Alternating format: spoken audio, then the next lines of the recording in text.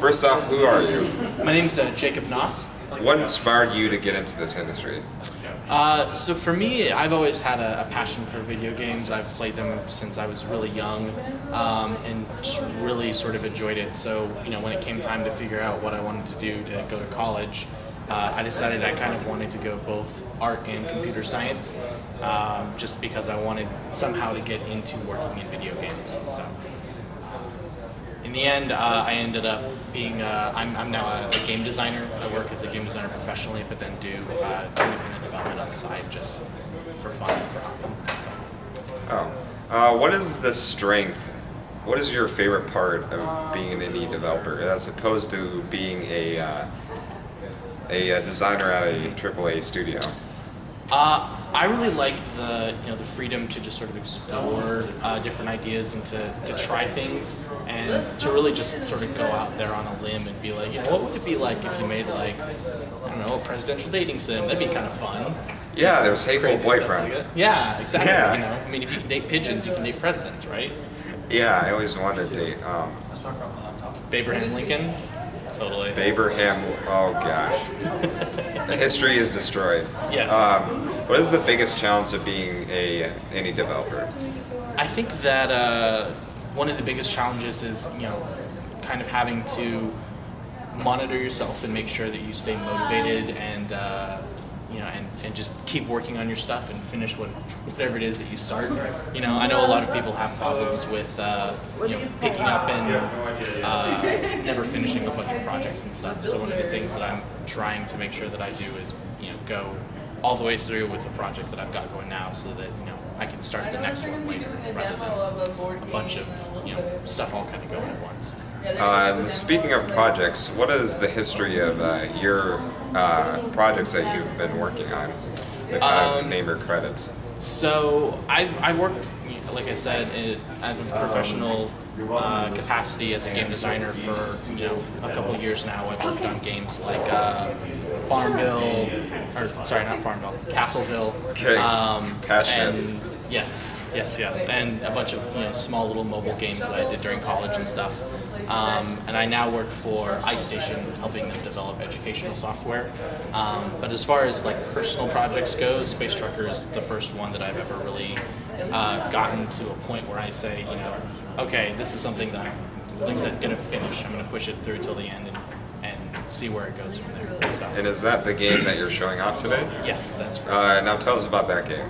So Space Trucker is a local multiplayer game where your goal is to deliver crates to a similar colored planet. So they follow you kind of in a chain, and you have to deliver the last crate in your chain to the same colored planet. Because space truckers are lazy; they're not going to unhook a bunch of stuff and drop things off and reconnect them and all that kind of stuff. So it's a game where you're constantly kind of having to evaluate what's on the board versus what you have and where you are, and figure out kind of, okay, so I've got this string of crates, and if I pick up another green one, I'm going to get more bonus points because I have 2 green crates, but my friend also has that, so I need to make sure that I blast him or steal his crates or that kind of stuff. So it becomes this really kind of crazy, chaotic mess, a little bit kind of Smash Bros. Like, or maybe something kind of like Tower Fall or Samurai Gun or things like that, like some of the other local multiplayer games that are out there.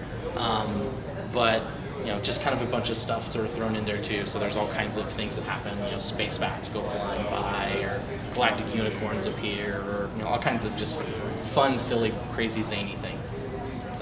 So what conventions besides industry giants have you considered showing off your games?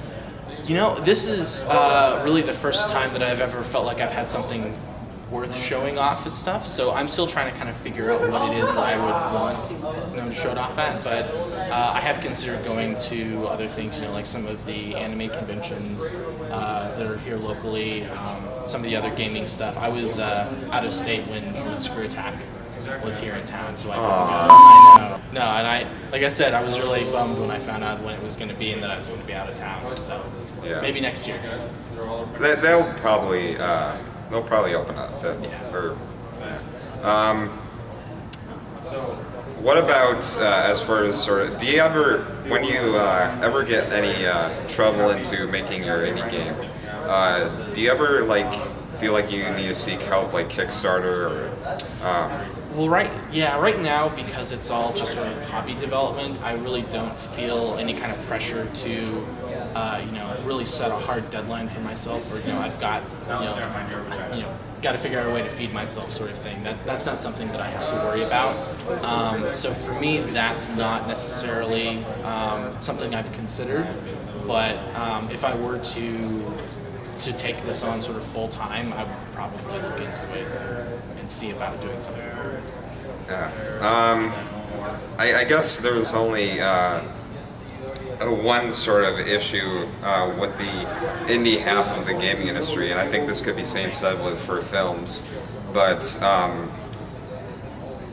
most of the time people tend not to pay attention to indie developers or indie film developers, and That's fair. I think that a lot of times people look at video games in maybe sort of the wrong sort of context. I like to think of video games as art. And a lot of times, if you think about artists, a lot of people are going to be making a bunch of stuff, and they're going to go sort of unnoticed for years, if not forever, kind of thing. And it is a very unfortunate thing that we live in a space where that sort of happens.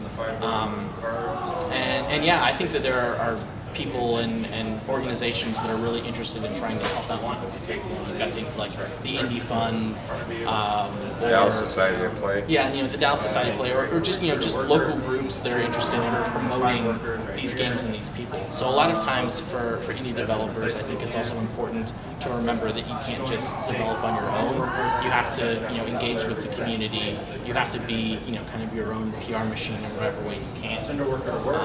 So I don't know the situation involved with the game that you mentioned, but No, I don't either. But how do you, in particular, how do you feel like overcoming this challenge? How do you feel like getting space truckers noticed and standing out of the bunch?